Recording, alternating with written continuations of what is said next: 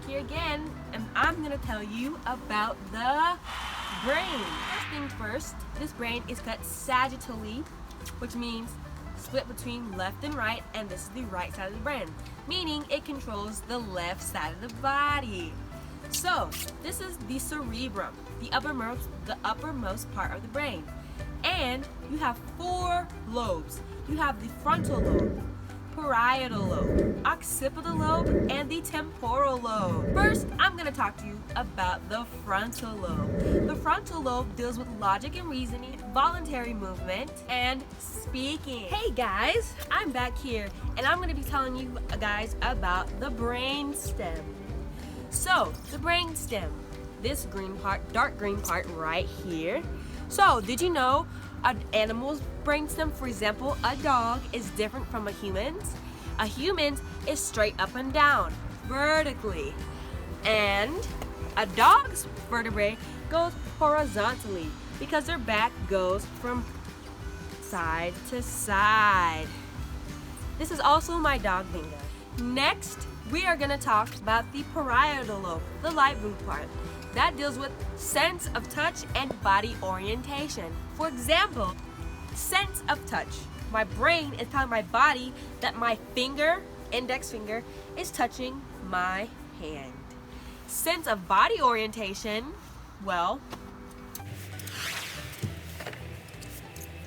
you can just say, my body knows I'm sideways. My body knows that I'm upside down. Isn't that cool? next we're going to talk about the occipital lobe, the light green part, and that deals with vision. Vision and the eyes. Like, you know how people say eyes on the back of your head? Well, maybe not physically, but mentally. Next, we're going to talk about the temporal lobe, right by your ears. And that's the last part. That controls understanding language, smell, memory. Wait, what did I just say? I just said memory because that's my temporal lobe going to work. And hearing. What was that? Nothing. There's nothing outside. This is the cerebellum. That controls balance. Standing on one leg. How long can you stand on one leg?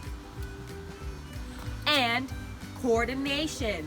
Throwing a ball and picking it back up. Catching a ball or like a football. Needed for sport. Okay guys, welcome back.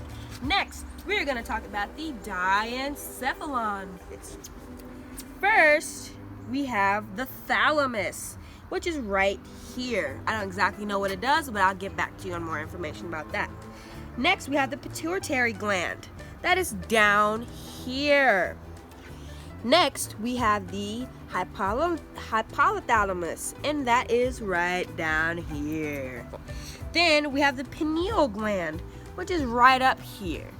And the four parts, the thalamus, hypothalamus, the pituitary, and pineal gland. And it links between the nervous system and the endocrine system. It releases hormones that regulate appetite, body temperature, sleep, sexual function, and more. Next, we have the limbic system. The limbic system is a group of structures in the center of the brain deep to the cerebral cortex, involved in motivation, emotional responses, learning, and, once again, memory. Next, we are going to talk about the meninges. And those are the membrane layers covering the brain and spinal cord. The function is it protects the central nervous system from any injury and infection. There are three layers of the meninge: pia meter, the arachnoid, and the dura meter. Can you guess which does which? Well, if you can, I'm gonna tell you. The pia meter is like a tiny, thin membrane covering right over the brain. Then you have the arachnoid. The arachnoid are gonna be like the little, it's the second layer, and the subarachnoids are the little, I don't know what to call them, but they stick out like this and attach to the brain. Next, you have the dura meter, which is the hard part of the meninges, and the hardest part, and it's right underneath your skull. That's the second hardest part and it protects the brain. Next, I'm going to talk to you about the cerebrospinal fluid, or CSF, a fluid that surrounds the brain and spinal cord. Its main functions are cushion and shock absorption. Ventricles, that is the hollow spaces within the brain that are filled with CSF, or cortical. And then next, I'm going to slightly talk to you about the cortical plexus, the part of the ventricle that creates the CSF. So that a normal ventricle is there's two of them, and it's small. But one that is big and oversized or enlarged is full of CSF, cerebrospinal fluid, and it causes your head to swell, and you can get a stroke from it or die. And that is the end. I hope you all enjoyed learning about the brain, and thank you so